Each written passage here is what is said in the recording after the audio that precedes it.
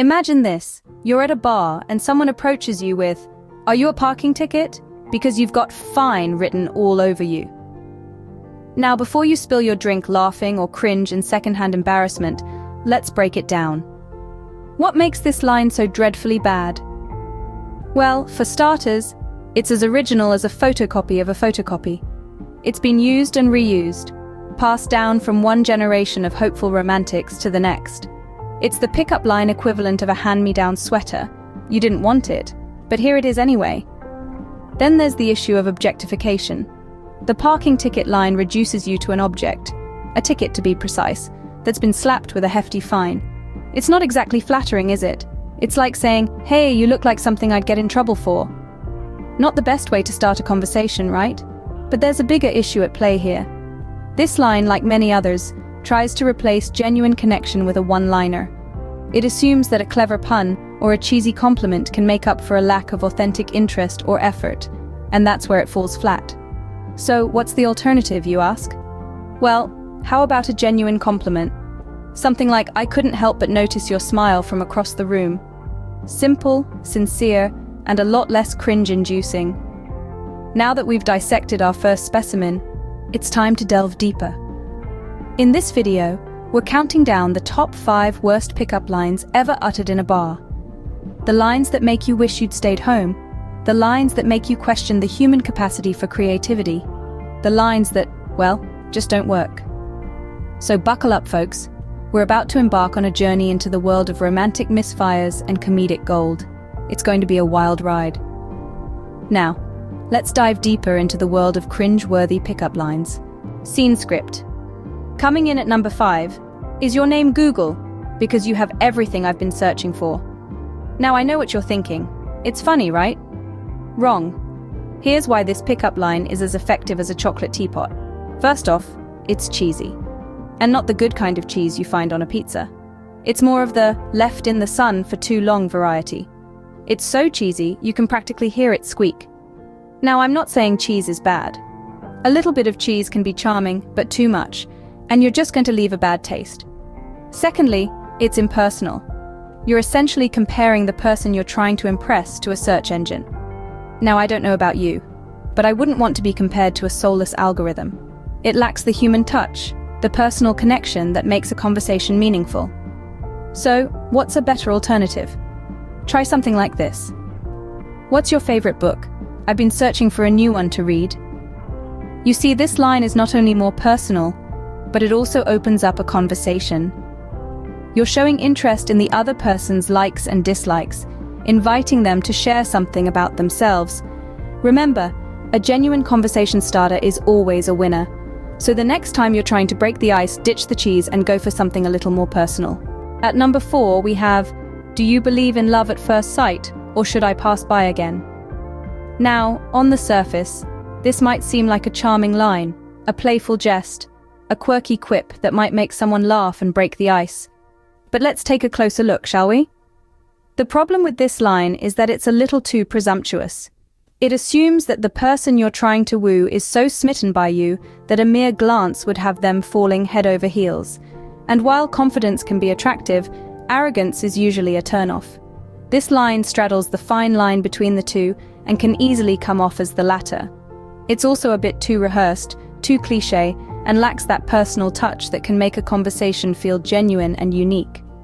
You're not just delivering a line, you're starting a conversation. And for that, you need to make the other person feel seen and valued, not just another target of your practiced charm. So, what's a better alternative? Well, how about something like this? I couldn't help but notice your smile from across the room. It's simple, it's genuine, and it's personalized. It shows that you've taken the time to observe and appreciate something about them, which is a great way to start a conversation. Remember, the best pickup lines aren't lines at all. They're just sincere compliments or observations that can lead to a more meaningful interaction. So keep it simple, keep it genuine. Keep it. Scene script. Moving on to number 3.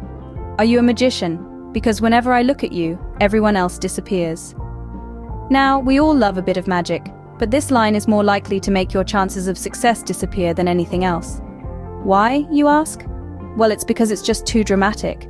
It sounds like a line straight out of a cheesy romance novel. And let's be real, life isn't a romance novel. It's like you're trying to sell a dream, but the problem is, it's not a very believable dream. When you use a pickup line like this, it's hard for the person hearing it to take it seriously. They may laugh, they may roll their eyes, but they're not likely to be charmed. It's just too over the top.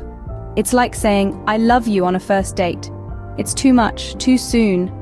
Instead, try a line that's less dramatic but more sincere. Something like, "You have a really captivating presence." This line is great because it's simple, it's genuine, and it's not trying to sell a dream. It's just a nice compliment that shows you've noticed something special about the person. Pickup lines don't have to be elaborate or dramatic to be effective. In fact, the most effective pickup lines are often the simplest ones.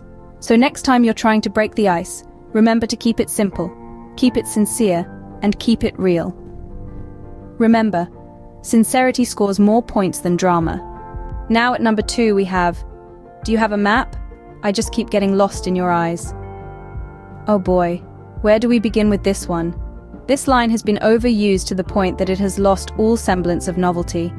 It's as cliched as a romantic comedy that ends with a race to the airport.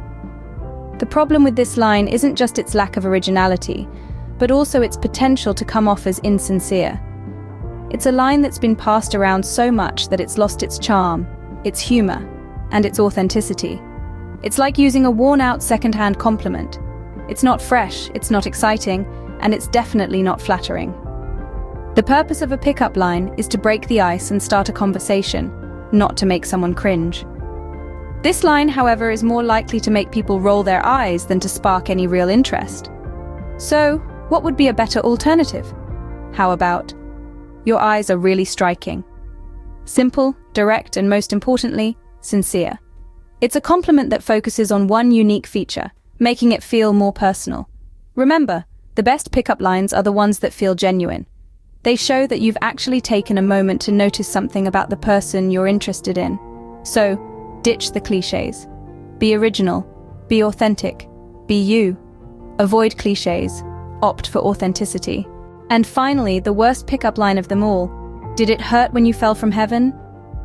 Oh, where do we begin with this one? It's like the poster child for bad pickup lines, isn't it? It's been used and abused so much that it's almost a cliche.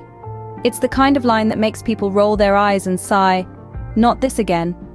Why is it so bad, you ask? Well, for starters, it's overused. When a pickup line becomes as common as saying hello, it loses its charm. It's no longer unique or clever, and it certainly doesn't make you stand out in a crowded bar. Then, there's the cheesiness.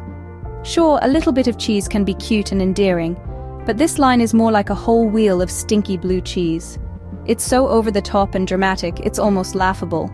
Not exactly the impression you want to make when you're trying to pique someone's interest, right? And finally, it's impersonal. It's a one-size-fits-all line that doesn't show any genuine interest or effort. It's like you're not even trying to get to know the other person. You're just throwing out a line and hoping it sticks. But newsflash, people aren't fish. They want to feel seen and heard, not like they're just another catch. So what's a better alternative? How about this? What's the most interesting thing you've done this week? It's simple, it's open-ended, and it shows that you're interested in getting to know them.